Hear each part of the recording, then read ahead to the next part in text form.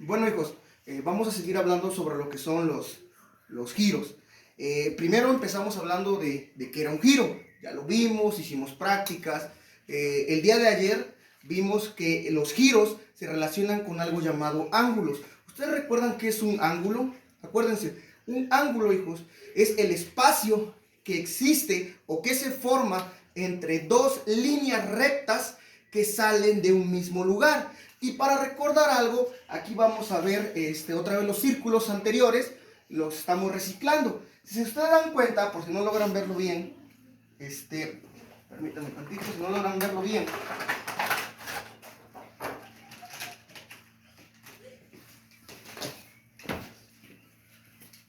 si está así,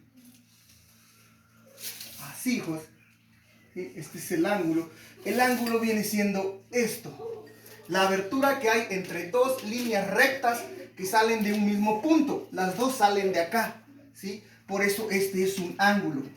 Este ángulo mide un cuarto de giro, exactamente un cuarto de giro. Aquí tenemos otro ángulo, ¿sí? Que mide, empieza acá y termina acá, el ángulo es este, ¿sí? Este ángulo mide medio giro, la mitad de una vuelta. El que tenemos acá, ¿sí? Que va desde acá hasta acá, todo esto, su ángulo sería esto, hijos, mide 3/4 de giro. Y por último, este que está completo, pues obviamente es un giro completo. Ahora, estos, hijos, tienen nombres específicos, ¿sí? Nombres específicos, los cuales después los vamos a ir viendo. Lo primero que quede claro es que hay varios tipos de ángulos, no solamente existen esos. Aquí está, estos es un ángulo que mide un cuarto de giro. Ahora, profe, ¿y se pueden formar más ángulos? Claro que sí, aquí poníamos el ejemplo. Si sale de acá, ese es otro ángulo y ese ángulo mediría menos de un cuarto de giro. Profe, entonces los ángulos solamente están en los círculos. No, los ángulos, hijos, los ángulos están en todas partes, ¿sí? Tenemos ángulos en todas partes y lo vamos a ver. Primero les voy a presentar unas herramientas que se utilizan para la construcción, ¿sí? Acá se les llaman arcos o semiarcos, lo pueden ver, ¿sí? ¿Qué forma de ángulo tiene, hijos? Si ustedes se dan cuenta, este sería su punto de intersección.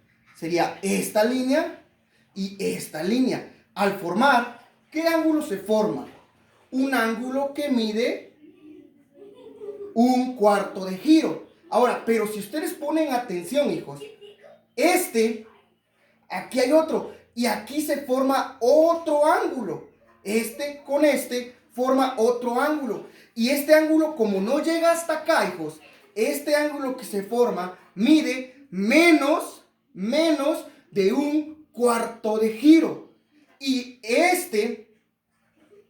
si saliera de acá y acá, se forma otro ángulo y es igual a menos de un cuarto de giro.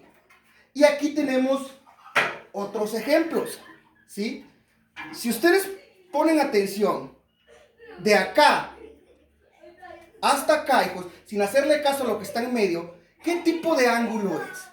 Exactamente, es un ángulo que mide medio giro, ¿sí? Desde acá hasta la otra orilla. Si nosotros solamente tomamos en cuenta este y este, ¿qué ángulo se forma, hijos? Se forma un ángulo que mide un cuarto de giro. Y como decíamos ayer, que los giros pueden ser a la derecha o a la izquierda, si vemos acá, se forma otro ángulo de un cuarto de giro. Y si se dan cuenta, si unimos dos giros que midan un cuarto, ¿qué forman? Pues forman medio giro. Y así podemos ir viendo, hijos. Entonces, los ángulos no solamente están en los círculos. Es más, si yo pongo mis manos así, puedo formar ángulos, fíjense. Si yo abro así, estoy formando un ángulo que mide un cuarto de giro. Si yo hago esto, estoy formando un ángulo que mide menos de un cuarto de giro. Y si yo hago esto, estoy midiendo un ángulo que mide medio giro. Los ángulos, hijos, los podemos encontrar en todas partes. Si ustedes ponen atención en su casa, van a encontrar muchas cosas que se relacionan con los ángulos. Por ejemplo, las esquinas de su casa, ¿sí?